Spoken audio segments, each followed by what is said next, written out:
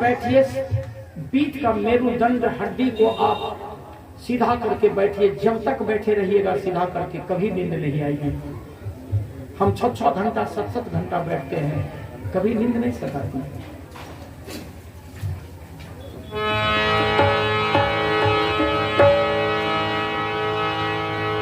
दुर्भाग्य रावण का यही हुआ कि जब राम रावण की लड़ाई प्रारंभ होने वाली हुई, लंका का सेना का अध्यक्ष के पद पर शूर्पणखा को ले आया। कमाल का नाटक है, ध्यान दीजिएगा आप लोग। राम रावण की लड़ाई आरंभ होने की पूरी संभावना जब बन गई तो रावण का दुर्दिन चला आया। रावण अपनी बहन, जिसके पति की हत्या कर दिया था, जिसके हाथ की कलाई की चूड़ी फोड़ दिया, जिसका सिंदूर धो दिया, जवान बहन शूर्पणखा को विधवा बना दिया, उस बहन को रावण लंका का सेना का अध्यक्ष के पद पर ले आया। छोड़ेगी? कोई बापू तो बोले नहीं छोड़ो, बदला लेना छोड़ता है।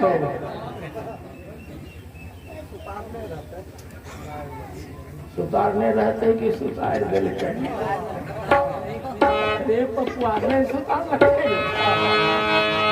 चलिए, हम आपको रामायण से अवगत करा रहे हैं। हमने जो कई तरह का रामायण पढ़ी है और कई तरह का रामायण को पढ़ करके हमने जो शोध निकाला है, सुन लीजिए, सुन लीजिए। ये लड़खड़ाता हुआ पांव, कांपता हुआ शरीर, कांपता हुआ हाथ, हिलती डुलती हुई गर्दन, देखने से लाचार आंख, सुनने से बहरापन कान, और ये बूढ़ा आदमी की गाल की चमड़े की झुर्रियां गीत गा रही हैं और आप लोग बैठ करके सुन रहे हैं।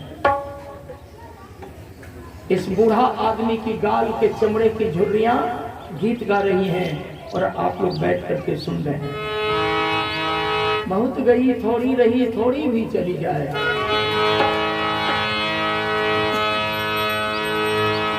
भगवान सूर्य अस्त होने की दिशा में जा रहे हैं।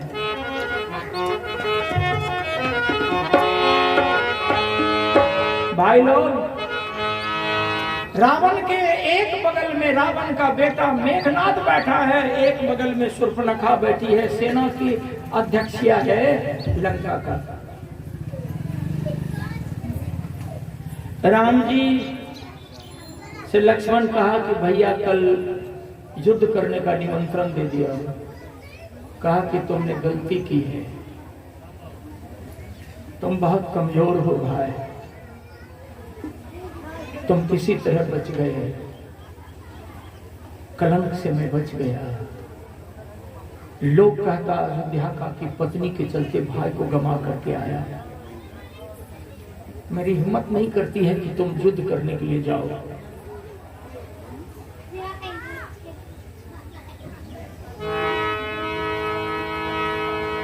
भगवान राम कहा कि अगर जाना चाहते हो तो पंडित राधे श्याम अपनी रामायण में लिखा कि भगवान राम कहा कि यदि जाना चाहते हो, बोले राम बहुत अच्छा, जाना पर लड़ना होशियारी से। राम का निर्देश है। ये पंक्ति मिलेगी कहाँ? पंडित राधे श्याम के रामायण में। बोले राम बहुत अच्छा, जाना पर लड़ना होशियारी से, आसान नहीं है विजय पाना, आसान नहीं है विजय पाना उस मेघनाद सक्रारी से। बड़ा छलबल जानता है मेघनाद। लक्ष्मण, उसके छलबल के जोर में तुम नहीं आ सकोगे। अब एक झलक आप रावण के तरफ ध्यान दें।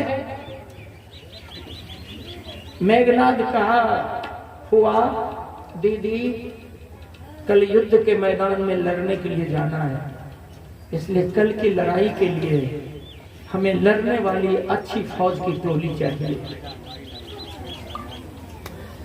सुर्पनखा मुस्कुराती है।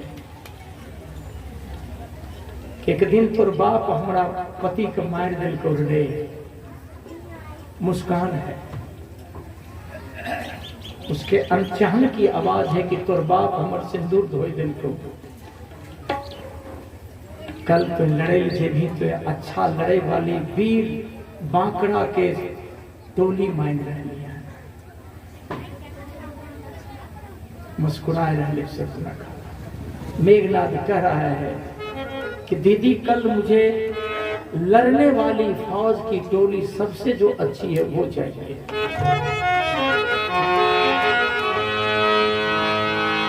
रामायण की पंक्ति सुन लीजिए आप। लंका का सेना का अध्यक्षिया बोल रही है, ठीक है बेटा मेघनाद,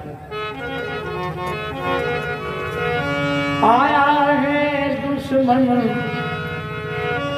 घर बैठे, मनमाना जाकर संहार करो। लंका का सेना का अध्यक्ष बोल रही है, आया है दुश्मन घर बैठे, मनमाना जाकर संहार करो। जो बचे तुम्हारे मारने से, जिंदा राम को लाकर भेंट करो। लंका का सेना का अध्यक्ष बोल रही है कि जो सामने आवे सबको मार देना, लेकिन उस राम को जिंदा पकड़ करके मेरे सामने लाना। मैं नहीं कहता, पंडित राधे श्याम की रामायण की पंक्ति है। आया है दुश्मन घर बैठे, बाहर से आके लंका में बैठा है, मनमाना जाकर संहार करो।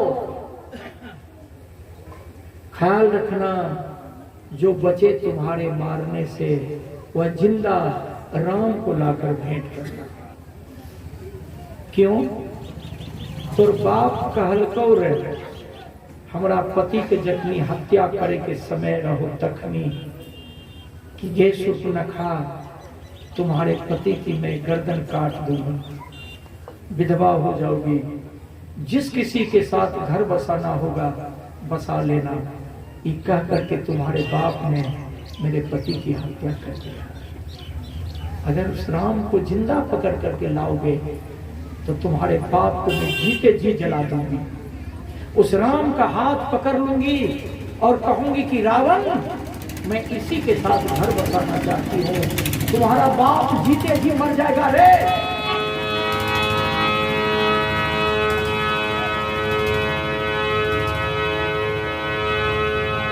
रामायण है। रात बीती, भोर हुआ, सबसे कमजोर फौज की लड़ने वाली टोली मुहैया कर दिया।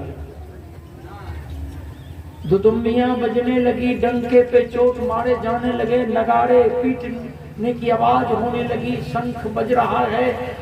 भाई रामा दल के लोग मोर्चा पर जाकर के खड़े हुए, लक्ष्मण खड़ा है।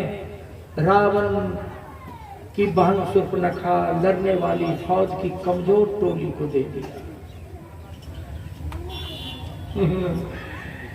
1962 में चीन भारत पर चढ़ाई किया। मैं बड़ा था।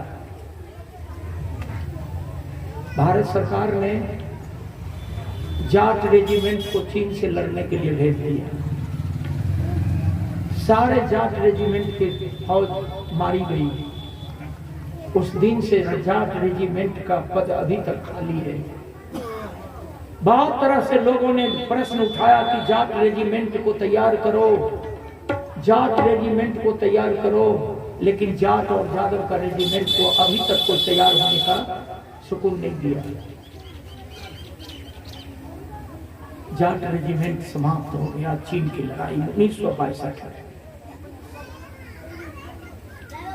बीच बीच में हम धक्का मार रही हो, और कोई बापू तो के दिल दिमाग में बात नहीं हो तो हम बीच बीच में दे रहे हो हम धक्का। कीर्तन में बैठल हो, चिल्लाए के कह रही हुआ कीर्तन जीवन के कोई मोड़ पर साथ नहीं देतो। चलिए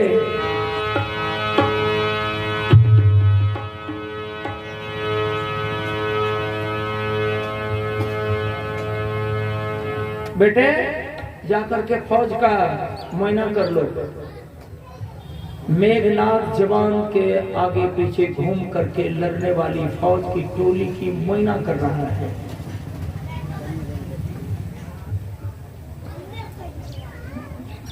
हवेली से शूर्पणखा निकल करके खड़ी हो गई। लड़ने वाली फौज की टोली सैल्यूट दिया। शूर्पणखा खड़ी है। मेघनाथ लड़ने वाले जवान को देख रहा है घूमकर। उधर से चली आई सुलोचना। सुलोचना कही कि आज लड़ाई के मैदान में आपको जाना नहीं है। शूर्पणखा बोली क्यों? बोली कि दीदी इसमें आप पांव ना रहिए। हमारे पति पत्नी का जीवन कैसे चलेगा इसका निर्धारण मैं करूंगी। दीदी आप मेरे पति को लड़ाई के मैदान में न भेजिए। शूर्पणखा बोली कि मैं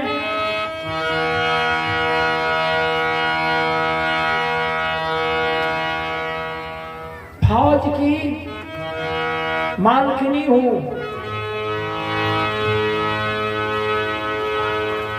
विशेष बकवास करना बंद करो, नहीं तो कारागार में बंद करवा दूंगी।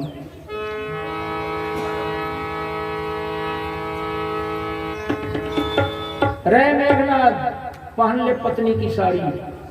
शूर्पणखा को मेघनाथ को मरवाना था। मेघनाथ पहन ले पत्नी की साड़ी, जा घर बैठ। तुम अपना कवच कुंडल उतार करके मुझे दे दे। ठीक किसी ने कहा वतन के वास्ते जीना, वतन के वास्ते जीना, वतन के वास्ते मरना।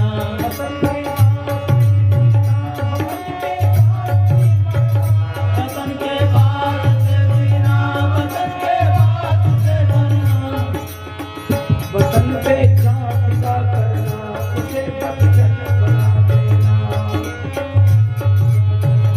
वतन पे जान फिदा करना, वतन पे जान फिदा करना, वतन पे जान फिदा करना, वतन पे जान फिदा करना। जाओ वतन की सेवा न करके जाओ, पत्नी की भक्ति में लग जाओ तुम। कारागार में बंद करवा लूंगी सुलोचना। सुलोचना कही कि मेरे पति को लड़ाई के मैदान में भेजने का अधिकार आप समाप्त कीजिए। शूर्पणखा टूट गई, बाज की तरह टूट गई। भाई लोग हो गया। शूर्पणखा समझ गई कि बदला ले लेगी। अंदर गई, लेकिन जाने के साथ साथ कह करके गई कि पतिदेव लड़ाई के मैदान में जब आपको मैं कहूंगी जाने के लिए तो आप जाना। चली गई अंदर, आरती सजाई।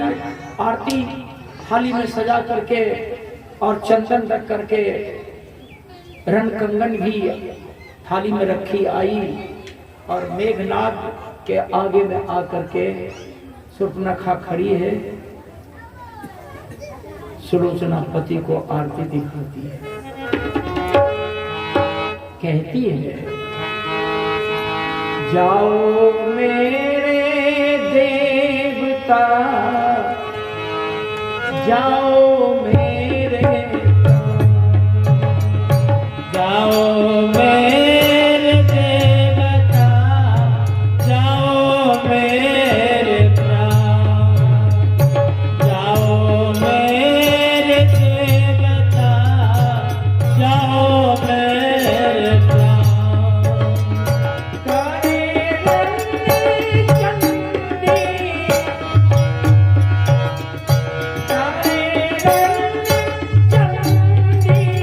तुम्हारा कल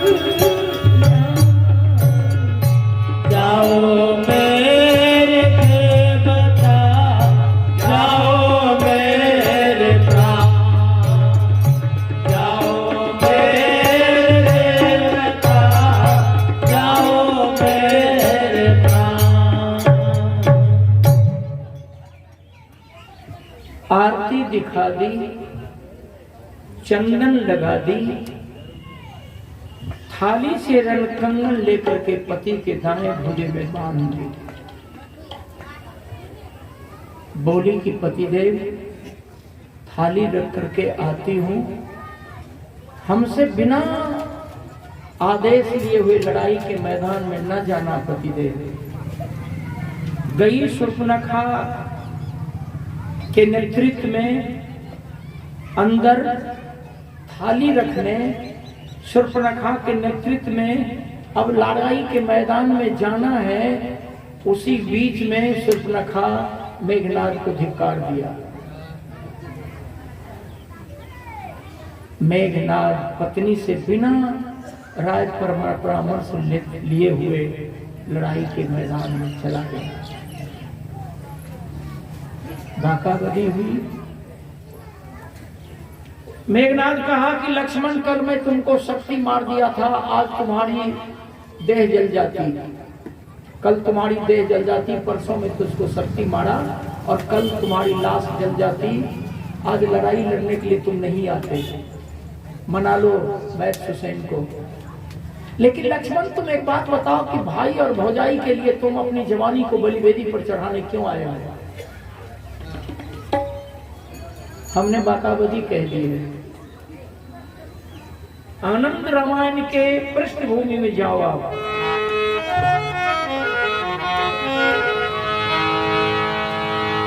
बाकाबदी। लक्ष्मण कहा कि मेघनाद, मुझे ज्ञान मत दो। हमारे आर्यावर्त देश की संस्कृति है, सभ्यता है, शिष्टाचार है। कहती है नीति यही, तज दे सन्यासी हो कामी, नौकर नमक हराम तजे, तज दे अन्यायी हो स्वामी। मेघनाद, हमारे देश की नीति है, कहती है नीति यही, तज दे सन्यासी हो कामी। अगर सन्यास ले लेने के बाद काम और वासना में लिप्त हो जाए, उससे समाज से बहिष्कार कर देने में पाप नहीं है। नौकर नमक हराम तजे, तज दे अन्यायी हो स्वामी। है मेघनाद, तज दे यदि गुरु लोभी होवे, आलस भरा तज दे चेला। ध्यान देंगे, लक्ष्मण कह रहा मेघनाद को कि हमारे देश में तजदे यदि गुरु लोभी होवे, आलस भरा तजदे चेला। तजदे पिता अधर्मी होवे, नरक का है ठेलम ठेला। जवान बेटा के रहते हुए अगर बूढ़ा बाप को कर्मी हो जाए, तो अगर बूढ़ा बाप को जवान बेटा बहिष्कार कर देता हो, तो हमारे देश में कोई पाप का प्रायश्चित नहीं है। तुम्हारे बाप ने तुम्हारी माँ को रहते हुए हमारी भाभी को उठा करके अपहरण करके ले आया, तो तुम अपने नीच पिता को कभी समझाया? जब गई बात रामायण में पढ़ेंगे, लक्ष्मण मेघनाद दो जोधा, बिरही परस्पर करियति क्रोधा। हो लक्ष्मण मेघ नाद दो जोधा, बिरही परस्पर करियति क्रोधा। राम जय राम, राम जय राम, जय राम जय जय राम।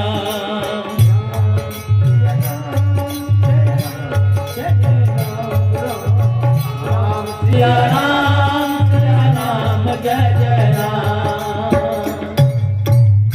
लड़ाई जम गई, लोथिन सो लोहू के प्रवाह बहे, जहां तहां मानहू गिरगेरू से झरना झरत हैं। सोनित सरित घोर कुंजर करारे भार, कूलते समूल बाजी बिटप परत है। ऐसे ऐसे वीर लोग घायल होकर के गिर रहे हैं। दूर से देखने में लगता है कि कोई गिरवा का पहाड़ है। तुलसी की पंक्ति है। लोथिन सो लोहू के प्रवाह बहे जहां तहां, मानहु गिरगेरू के से झरना झरत है, सोनित सरित घोर कुंजर करारे भार, कूलते समूल बाजी बिटप परत है। इतने बड़े बड़े धुरंधर वीर लड़ाई के मैदान में घायल होकर के गिरे हैं। बंधुओं, मेघनाद मायावी लड़ाई लड़ना आरंभ कर दिया। सुलोचना बेचारी हवेली के अंदर आसन लगाकर बैठकर ध्यान में बैठ गई कि मेरे पति का जान बचाना, हे देवी, हे रणचंडी, मेरे सुहाग को बचाना। ध्यान लगा के बैठी। शूर्पणखा आराम गाह में तकिया लेकर के करवट पर करवट बदलकर ठाका मार रही है। एक दिन मैं रोई थी हाथ की चूड़ी फोड़कर, आज तुम्हारी बहू, तुम्हारी पतहू रोएगी हाथ की चूड़ी फोड़कर। है रावण, आज तुम्हारा बेटा मारा जाएगा।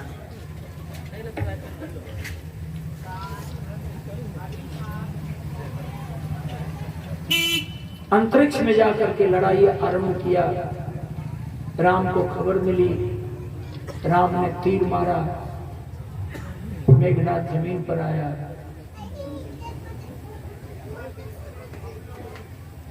लक्ष्मण तरकस से तीर निकाला, तीर का चुंबन कर लिया, धनुष के डोरी पे चढ़ाया, राम का नाम लिया।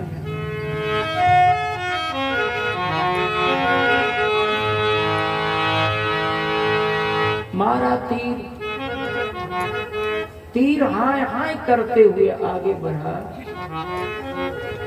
मेघनाद का दोनों हाथ काटकर मेघनाद का आंगन में जाकर गिरा दिया। मेघनाद गाली दिया। गाली में मेघनाद यह कहा कि रे लक्ष्मण, तुम्हारा जन्म क्षत्रिय के खून से नहीं हुआ है।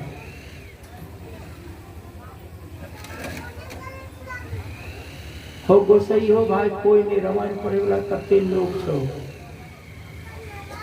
सबसे ज्यादा हमरा द्वार लगे छो भाई। ऐसा क्यों कहा? छत्री का परख होगा। मेघनाद कहा कि तुम छत्री के खून से पैदा लिए होते तो हमारे शरीर में कहीं तुम तीर मार देता, लेकिन तुम मेरे दोनों छत्री रूपी भुजे की हत्या कर दिया। इससे लगता है कि तुम्हारा जन्म छत्री के खून से नहीं हुआ। गाली दिया। छत्री रूपी भुजे की तुमने पहले हत्या कर दी रे। बतवो मिला जुला के ठीक है, बतवो तो मिला जुला के सही है।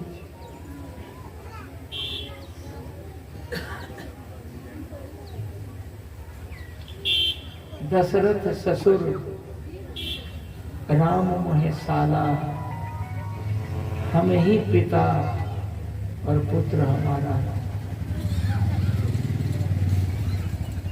श्रृंगी ऋषि कहते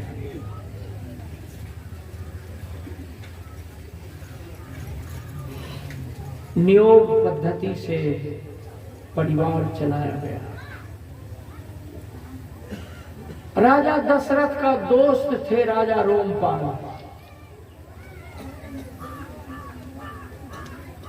और राजा रोमपाल के माध्यम से ही नियोग पद्धति अपनाई गई।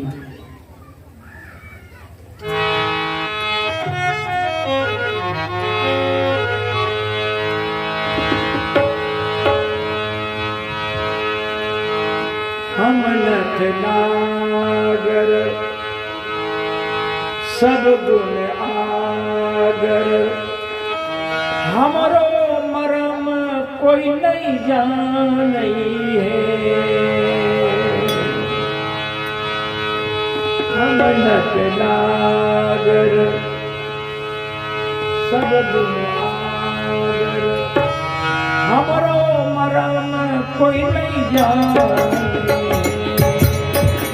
हमनक नागर सब दुनियागर, हमरो मरम कोई ना जाने।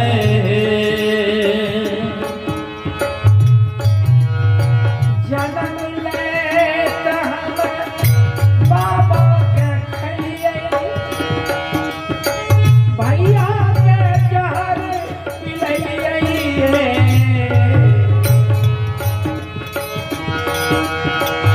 जन्म लेत हम बाबा के खइए, भैया के जहर पिलइए। चोला परोसी सबके खइए, चोला परोस के सबके खइए, चोला परोसी सबके खइए। नगर के सूना कैलो, चोला परोस के सबके खइए, नगर का सोना खइए। पहले पहली डोली सासुर से आई, डोली चली सासुर चलनो है।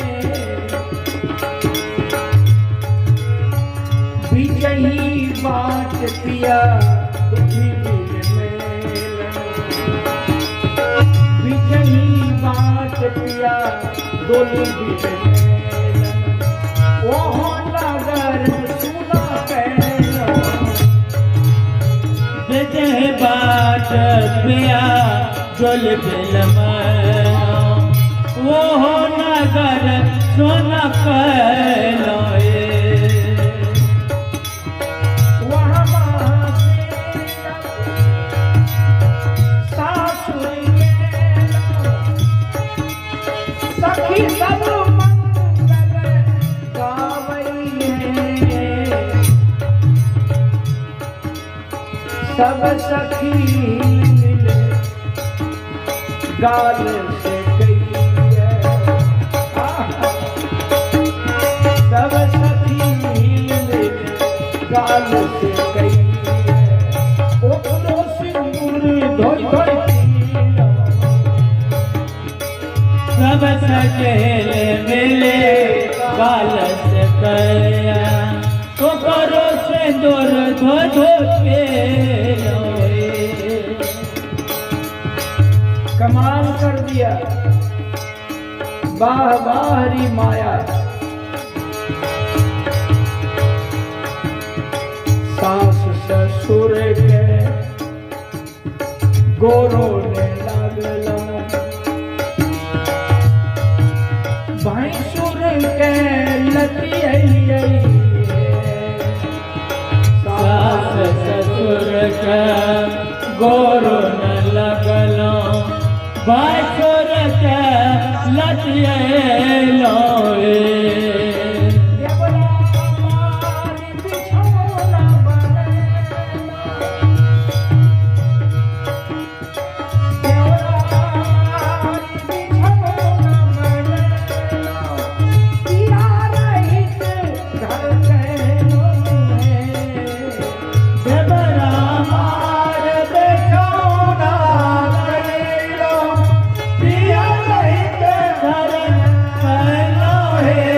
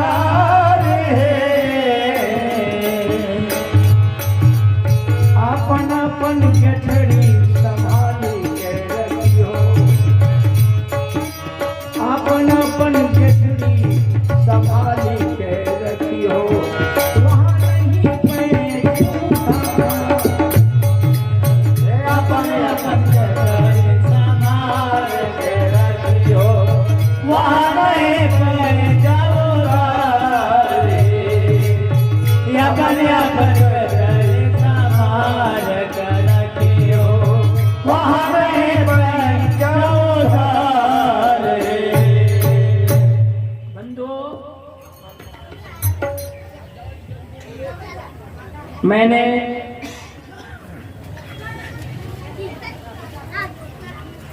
कबीर पंथ से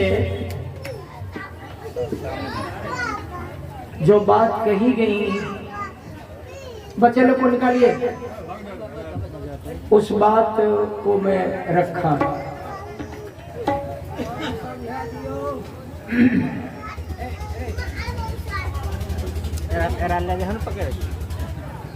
देखिए, युद्ध में भक्ति वैराग त्याग फलना चिल्ला कुछ नहीं है।